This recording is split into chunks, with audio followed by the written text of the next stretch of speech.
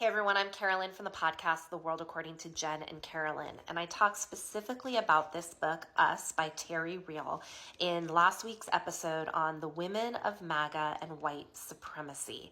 Now, if you didn't listen to the episode, you're probably wondering, what on earth does a couples relationship counseling book have to do with white supremacy? Well, the reason I brought that up is because Terrence talks about the great lie of Western civilization, and that's the belief that a human being or a race or a group could be inherently superior or inferior to another.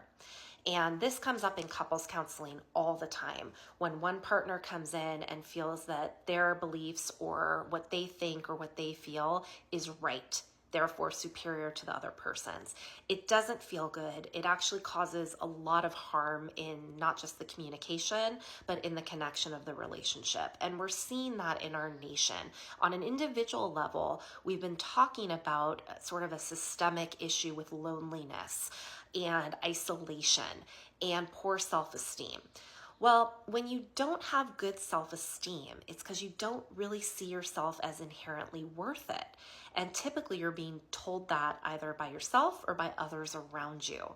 And the only way to feel better about yourself is to get together in groups. And that's basically what we're seeing with white supremacy. You don't see yourself as the same as the rest of the population. You see yourself as better. But deep down inside, you don't actually feel better because you don't like yourself. There's no way you could dislike other people so much if you have a healthy sense of who you are. Because actually having a healthy sense of who you are means loving all of yourself. The good, the bad, the light, the dark, the right, the wrong, the mistakes, the triumphs. And you're typically able to see those things as inherently valuable in yourself because they make you who you are. And you also see them in other people. So if you're walking around without that compassion, I'm so sorry.